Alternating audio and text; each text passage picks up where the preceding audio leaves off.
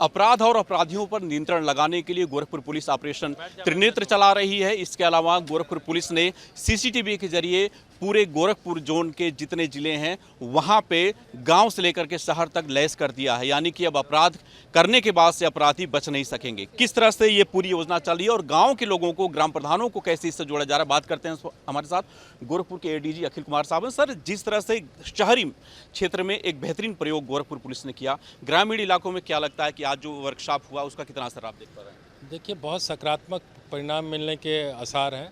अभी हम लोगों ने करीब 500 से ऊपर ग्राम प्रधान उपस्थित थे और सबने इस पर आश्वासन दिया है कि 1 से 1.5 महीने में हर लोग अपने अपने एक चौराहों पर जो ग्रामीण क्षेत्रों के आवागमन के रास्ते हैं वहाँ सीसीटीवी वो लगवा देंगे।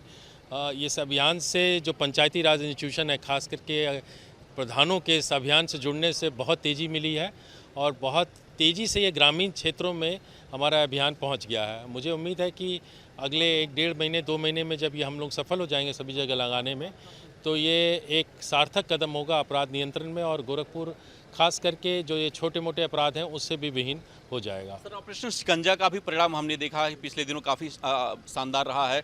राजन तिवारी जैसे माफिया और इनके जैसे तमाम जो वांटेड हैं उनको आपने पुलिस के सलाखों के पीछे पहुंचाया है। किस तरह से और इसमें इम्प्रूव करने की कोशिश और 11 जिलों में क्या इसको लेकर के करने जा रहे हैं? देखिए, ऑपरेशन शिकंजा में जब तक हम बड़े माफिया, बड़े अपराधियों को सजा नहीं दिला पाएंगे, मैं उसको असफल मानूंगा।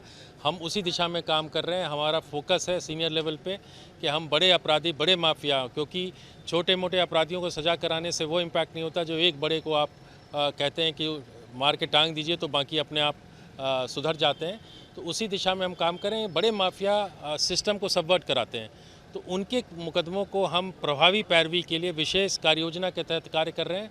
मुझे उम्मीद है कि अगले 1 साल के अंदर में हम ऐसे अपराधियों को धीरे धीरे सजा दिलाने में भी सफल हो जाएंगे। सर, जो टॉप पूरे प्रदेश के टॉप 50 माफिया है, वांटेड हैं, उनमें से गोरखपुर और आसपास के जिलों से भी काफ़ी हैं, तो ऐसे लोगों के लिए क्या कोई डेडलाइन आपने पुलिस वालों को दिया है कि उनको जल्द हिरासत में लिया जाए? देखिए, जो सजा में कई स्टेक होल्डर्स हैं, पुलिस उसमें एक हमारा सिर्फ प्रोसिक्यूशन का काम है। उसमें आपको मालूम है कि हमारे प्रोसिक्यूटर होती है, न्यायालय की अपनी एक प्रोसेस होती है, सब मिलकर एक निर्णय होता है। बट हम उसमें सकारात्मक भूमिका अदा करते रहें।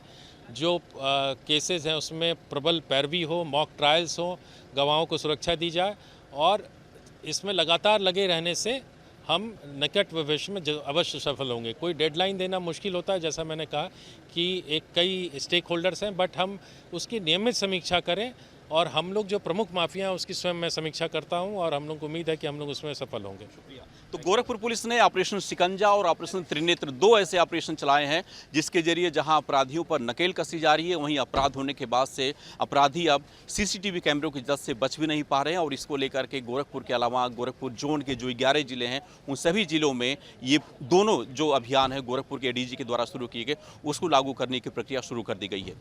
जर्नलिस्ट प्रतिमुख साथ दीपक श्रीवास्तव, स्टेट गोरखपुर।